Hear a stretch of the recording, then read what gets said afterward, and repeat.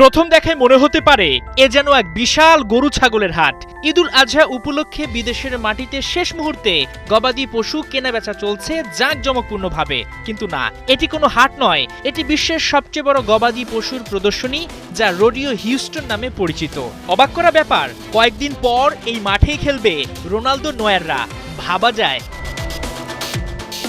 যুক্তরাষ্ট্রের টেক্সাস অঙ্গরাজ্যের energy stadium প্রতি বছর রূপ নেয় বিশাল এক খামারে। স্টেডিয়াম ও তার চারপাশের এলাকায় ফেলা হয় মাইলের পর মাইল বালু ও মাটি। তৈরি করা হয় খামারের পরিবেশ, যেখানে কাউবয়দের ষাঁড় নিয়ন্ত্রণ, ঘোড়দৌড়, পশু প্রদর্শনী সব মিলিয়ে যেন ফুটবল স্টেডিয়াম নয়, বিশাল এক টেক্সান গ্রাম। 1932 সাল থেকে শুরু হওয়া এই আয়োজন এখন অব্দি 94 বার হয়েছে।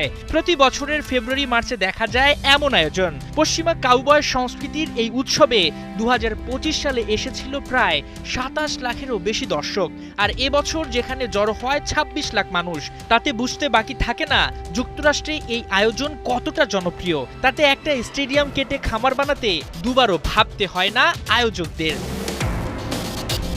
তবে কেবল গবাদি পশু প্রদর্শনী নয়, বড় পরিসরে বেচাকেনা ও নিলাম হয়। 2026 সালের মার্চ মাসের নিলামে জিঙ্গার নামের গ্র্যান্ড চ্যাম্পিয়ন বাছুরটি বিক্রি হয় $1.5 মিলিয়ন, বা প্রায় 17 কোটি টাকায়। আর চ্যাম্পিয়ন ভেড়াটি বিক্রি হয় $1 মিলিয়ন।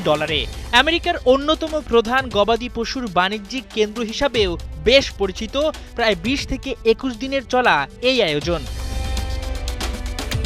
রোডিও হিউস্টনে কাউবয়দের রোমাঞ্চকর খেলার পাশাপাশি বিশ্ববিখ্যাত তারকাদের লাইভ কনসার্ট এবং হরেক রকমের রাইড ও সুস্বাদু খাবারের কার্নিভাল মেলা অনুষ্ঠিত হয়। তবে দুশ্চিন্তার কিছু নাই, এরই মধ্যে খামারের পরিবেশটি ফুটবল বিশ্বকাপের জন্য প্রস্তুত। কয়েকদিন পর কাউবয়ের জায়গা নেবে ফুটবলাররা, ষাঁড় দৌড়ের মাঠে গড়াবে বিশ্বকাপের বল। 2026 বিশ্বকাপে এই স্টেডিয়ামে হবে 7টি ম্যাচ।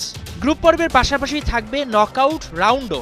এরই মধ্যে ফিফার নিয়ম মেনে পরিবর্তন করা হয়েছে স্টেডিয়ামটির নাম, এনার্জি থেকে হয়েছে হিউস্টন স্টেডিয়াম। একদিকে টেক্সাসের 100 বছরের ঐতিহ্য, অন্যদিকে বিশ্বের সবচেয়ে বড় ফুটবল আসর। একই স্টেডিয়ামে গরুর মেলা আর বিশ্বকাপ। ফুটবলের বিশ্বমঞ্চে এমন বৈচিত্র্য সম্ভবত কেবল আমেরিকাতেই। হাসান সজীব, 71।